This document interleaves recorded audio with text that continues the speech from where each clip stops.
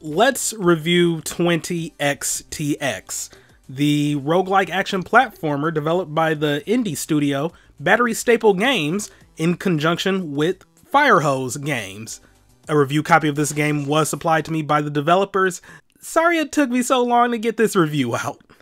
The full release of this game has been available on Steam since August of last year, and just hit PS4, Xbox One, and Switch last month. This review covers the Switch release of this game. So as mentioned, this game is a roguelike action platformer. It can be best described as if Mega Man X had roguelike elements. In this game, you control Nina, who will put you in the mind of X from the Mega Man X games, or Ace, who will put you in the mind of Zero from the Mega Man X games, as they work to quell a robot uprising. The flow of the game is that you play through a procedurally generated level that's made up of randomly selected level segments from a bigger pool. At the end of the level, you fight a boss, and after beating the boss, you get an option to either take a sub-weapon that's related to an attack the boss used, or just select a random power-up. After that, you come to a set of 3 teleporters that will take you to the next level, where the cycle repeats. There are 2 forms of currency in the game: bolts and soul chips. Bolts are obtained as rewards for beating bosses, drops from enemies, can even be found in treasure chests and random crates that are strewn about a level. They're used during a run in shops to purchase power-ups, equipment that can affect your abilities, health refills, or even energy refills for your sub-weapons. Soul chips are obtained after beating a boss and after beating a super powerful enemy that might be hidden somewhere on the stage. Soul chips are used in between runs for one of 3 things. 1, to purchase a starting item to make your next run begin a little bit easier. 2, to unlock random power-ups that can then be found in runs from then on out. And 3, to purchase permanent upgrades for your character. For example, you'll be able to start every run with increased health from then on out. And these permanent upgrades can be toggled on or off if you're up for an extra challenge. Individual levels also have a little speed run aspect to them as well. In a corner of the screen, you'll see a timer, and if you're able to beat the level and the boss in that time, you'll get an extra chest in the post-boss room, which will hold a ton of bolts, health, and energy to help you out. So yeah, the game really incentivizes speed. But you shouldn't let that dictate how you play every level, because later on in the run, it might be more beneficial to take things a little bit slower. More on that a little bit later. Regarding how the game feels, it feels great. It feels just as smooth and fast-paced as a Mega Man X game, and the controls are amazingly responsive. In my experience, I encountered no input lag or latency of any kind, and the only time where a character wasn't doing something I wanted them to do was because of muscle memory from other Mega Man games that I'd been playing at the time. But once I got past that initial roadblock of looking at the game and just being like, oh, I'm playing a character that's just like X, therefore my controls are going to be just like Mega Man X, and then I would miss an input. But yeah, I haven't had any major issues with the controls whatsoever. The dash is amazingly responsive, where the moment you take your finger off the dash button, they stop moving on a dime. There's no momentum shenanigans, there's no sliding, they just come to a complete stop.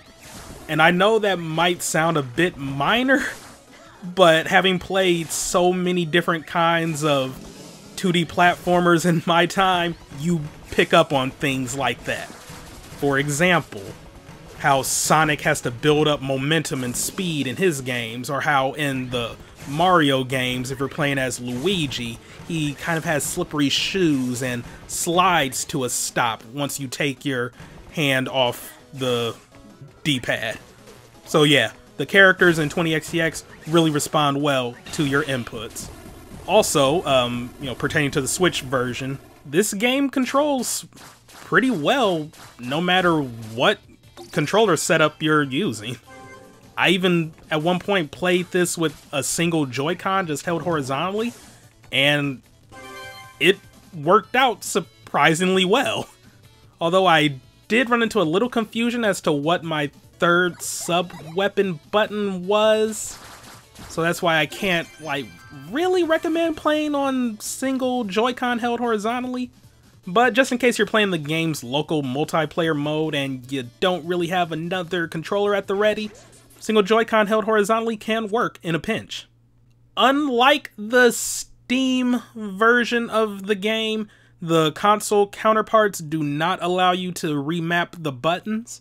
Post-commentary capitalist here. Since I recorded this review, that has been addressed in a recent update. So now the console versions do allow you to remap your buttons. The options in the console versions do allow for some level of customization on your controls. For example, just to quickly go over the 4 things that you can change in the options.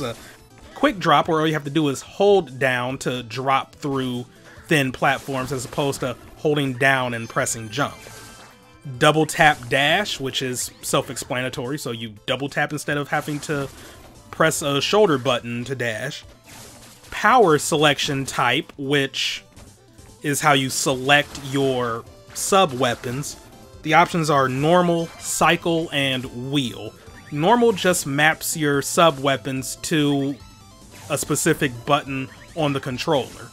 So in the Switch's case, those buttons would be X, ZL, and L, where all you have to do is just press that button to use your power. Whereas with cycle and wheel, you cycle or wheel through your sub-weapons with the ZL or L buttons, and press X to use that weapon. In retrospect, that probably would have been what I should have switched the sub-weapon selection thing to when I was playing with single Joy-Con. That probably would have solved my issue there. And finally, dash with A, which is self-explanatory. As of the most recent update, A to dash has been removed due to it being unnecessary because of the fact that you can now remap your controls entirely.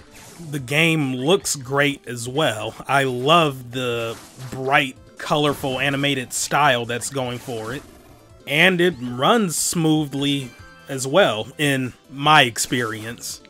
Because I only have the Switch version to go off of, I don't know how many, if any, sacrifices had to be made for this version compared to the PS4, Xbox One, and Steam releases of this game. But I personally encountered no frame drops or slowdown at any point in this game. Even in later areas where there's tons of things on screen. And this is in both handheld and TV mode. There is a weird thing that happens during cutscenes, because occasionally there are fun little cutscenes that happen in between levels of a run, and the intro and the ending scene and blah blah blah. But yeah, whenever those scenes play, they're like super sped up and you don't really know what's going on. I thought that was a stylistic thing at first, but no, apparently that is a bug that's happening in the Switch version of the game, and the devs will be addressing that, so cool. They fixed it in the update. The music is also really good as well. I wasn't able to appreciate some of the later tracks because of how hectic things get, and I'm just trying to focus on survival. But at no point was I ever annoyed with any of the tracks. The music fits the situation of each level really well, and yeah, I have nothing bad to say about the music at all. There's a lot of replayability here because even outside of just trying to complete a run, There's also daily challenges, weekly challenges, a boss rush mode, and an option to even input a specific seed so you can replay a run that went really well for you or play a run that a friend suggested. The game also supports multiplayer co-op, both local and online. Unfortunately, I have yet to try out the online multiplayer because I don't know anybody who also owns the game on Switch. But the moment the chance arises, I will be doing a video showcasing it. Likewise with the local co-op, as I haven't had a chance to play that with anybody yet as of recording this review. The game also has unlockable characters, including one character by the name of Hawk, who plays very similar to Simon Belmont. In the console versions of the game, you unlock Hawk by successfully completing a run. I'm not sure if Hawk was unlockable in the Steam version or was just added in as free DLC, because to my knowledge, Hawk was not in the game at launch for the Steam version. But yeah, like I said, just like with any roguelike, there is a lot of replayability here, but also, just like any roguelike, this game is on the difficult side.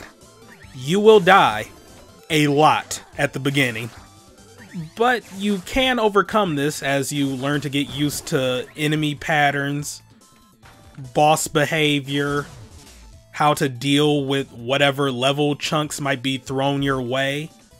And yeah, where you were dying before on like the 2nd or 3rd level, you're now consistently making it to the 7th and 8th and 9th levels.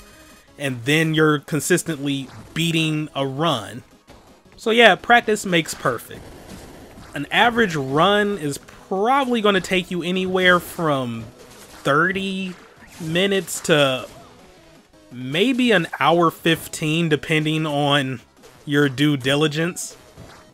Like, the game does incentivize speed, but there are times when you will definitely want to take your time, especially on the later levels if you're running low on health.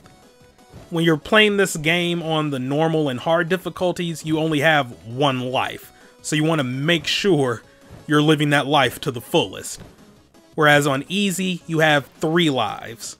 So if you die at any point on the stage, you restart at the beginning of the stage. Or if you die at the boss, you just restart the boss fight. And I would highly recommend playing this game on easy for your first few runs to get accustomed to everything and maybe even beat the final boss.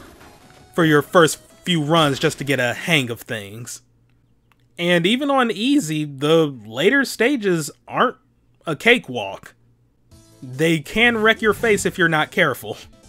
I do have some minor complaints about the final segment of the game in terms of the final boss and what happens after the final boss. Because without going too much into spoilers, the game doesn't quite end with the final boss. There's still a little bit of gameplay after that, and your first time experiencing it, it might come off as a bit unfair, but there are things in place to mitigate the difficulty there, and it's actually not as bad as you would think. I'm going to go ahead and put up a spoiler warning now with where you might want to skip next in the video if you just want to avoid hearing this. So yeah, 3, 2, 1. So yeah, after the final boss, which is really difficult in its own right, like just unbelievably difficult with so many bullets and enemies on screen trying to kill you, but that's beside the point.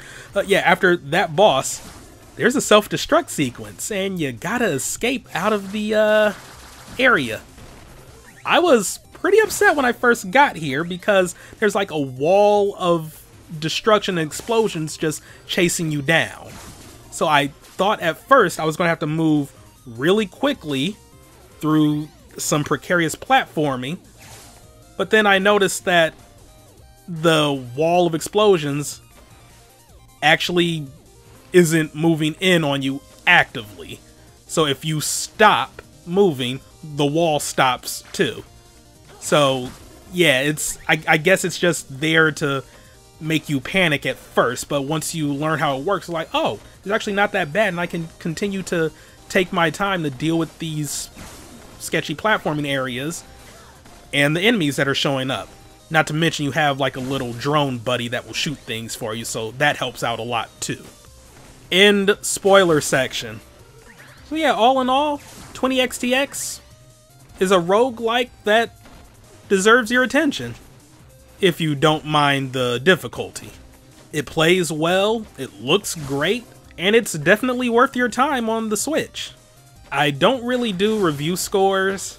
Like, if anything, I just do games on like a little academic rating scale, I guess.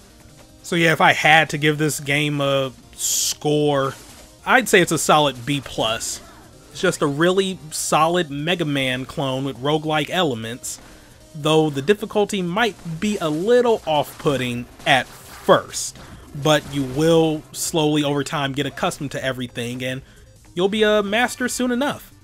So yeah, that's going to be it for this review. Links to where you can check out the game are down below, and I will see you all next time.